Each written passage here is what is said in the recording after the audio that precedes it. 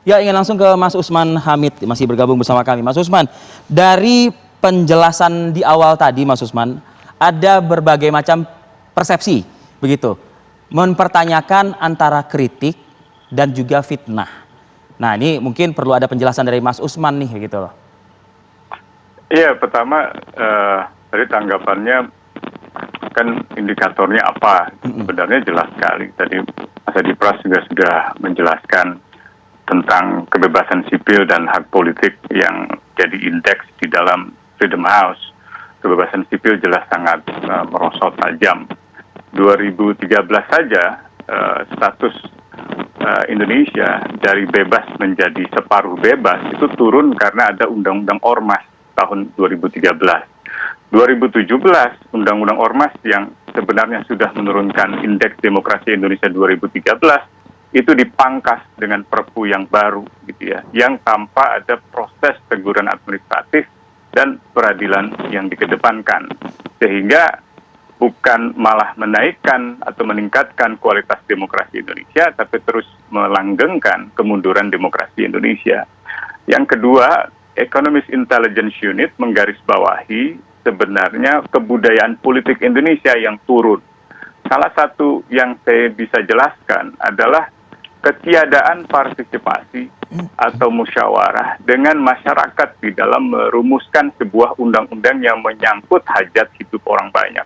Kalau dikatakan pemerintah mempertimbangkan kemaslahatan daripada kemudaratan, misalnya Undang-Undang Omnibus, Undang-Undang Mineral Batubara, Undang-Undang KPK, itu seluruhnya membawa kemudaratan yang banyak sekali. Gitu ya. Dan tidak ada kemaslahatan yang diklaim sebagai misalnya kepentingan bangsa dan negara. Yang ada adalah kepentingan misalnya segolongan hartawan saja yang menikmati royalti 0% dari tambang minyak, mineral dan batu bara misalnya. Jadi hal-hal semacam itu dikritik oleh para mahasiswa, dikritik oleh para akademisi, oleh para aktivis gitu. Dan dituangkan di dalam berbagai demonstrasi. Mereka memprotes bukan hanya substansinya yang tidak membawa keadilan sosial bagi seluruh rakyat Indonesia, tetapi juga prosesnya tidak mencerminkan kerakyatan yang dipimpin oleh permusyawaratan rakyat. Dalam proses itu dibahas diam-diam, dibahas di akhir pekan, dibahas di hotel. Masa budaya politik seperti itu yang mau dikembangkan? Budaya politik yang sangat elit, yang sangat didominasi oleh kepentingan elit yang tidak melibatkan partisipasi masyarakat. Dalam perspektif hak asasi manusia, pasal 25 misalnya, ketentuan hak sipil dan politik, negara diwajibkan untuk melangsungkan proses pembuatan undang-undang itu dengan partisipasi dan konsultasi masyarakat. Itu yang pertama. Yang kedua, soal ujaran kebencian, kita baca saja data-datanya satu persatu. Kalau dikatakan bahwa orang-orang yang dikriminalisasi itu karena mengujarkan kebencian, saya tidak mengerti di mana ujaran kebencian dari seorang Rasio Patra dan Dilaksono, atau misalnya Veronica Koman bahkan, atau Ananda Badudu. Saya sulit melihat itu. Yang ada adalah klaim-klaim yang tidak berdasar dari pemerintah untuk memberi permakluman seolah-olah kriminalisasi itu didasarkan pada ujaran kebencian.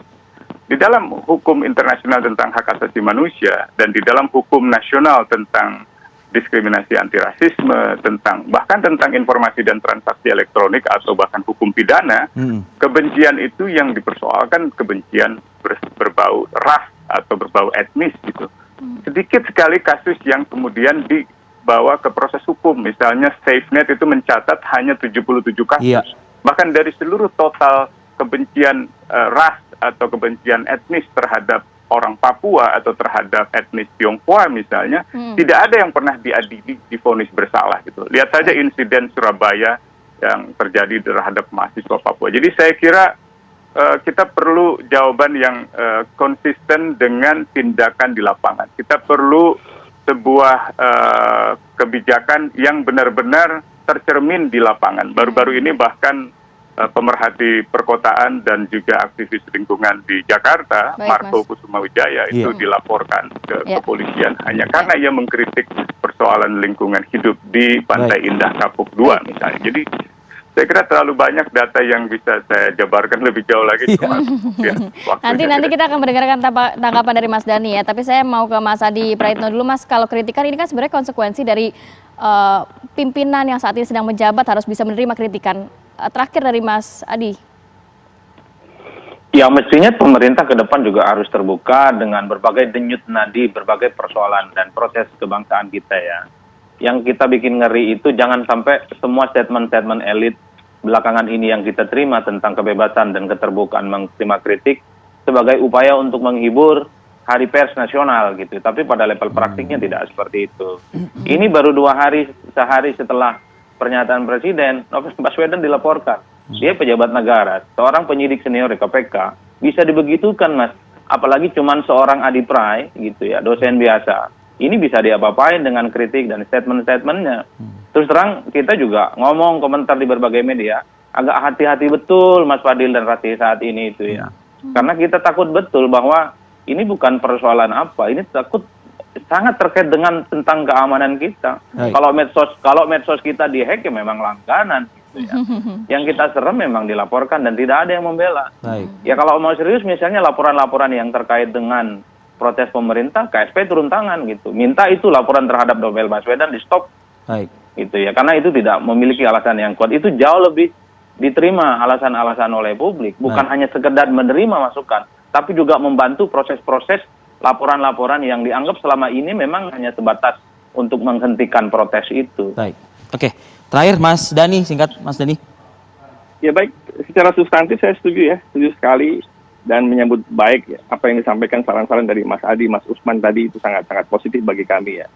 Jadi konkretnya adalah begini, kita juga melihat antara substantif yang ada di dalam peraturan dengan konsistensi di lapangan dalam hal keadilan, ini yang harus kita jaga agar hukum itu tidak pandang bulu, bahwa hukum dan demokrasi adalah beriringan bersamaan dalam azas akuntabilitas dan transparansi tentunya. Ini yang harus kita jaga, keseimbangan dan keadilan ini di lapangan beserta konsistensi pemberlakuannya.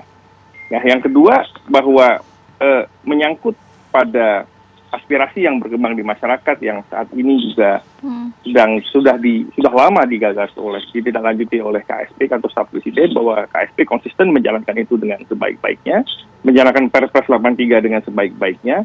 Dan juga yang terpenting adalah kita menjaga keseimbangan itu di lapangan, konsistensi pelaksanaan itu di lapangan agar semua justice for all, keadilan untuk semua ini bisa dapat terrealisasi dengan sebaik-baiknya. Bahwa sekali lagi kemaslahatan yang lebih besar ini yang harus kita jaga karena kita berpikir kepentingan bangsa dan negara dan prioritas strategis yang saat ini yang harus dilakukan oleh pemerintah demi kemaslahatan masyarakat Indonesia. Baik, harapannya di tahun-tahun ke depan tidak ada lagi rapor merah begitu ya dalam demokrasi di era pemerintahan Bapak Joko Widodo. Terima kasih banyak Mas Dhani, Mas Adi dan juga Mas Usman sudah memberikan informasi dan waktunya pada pagi hari ini. Sehat selalu untuk Anda bertiga. Selamat pagi. Assalamualaikum warahmatullahi wabarakatuh. Selamat.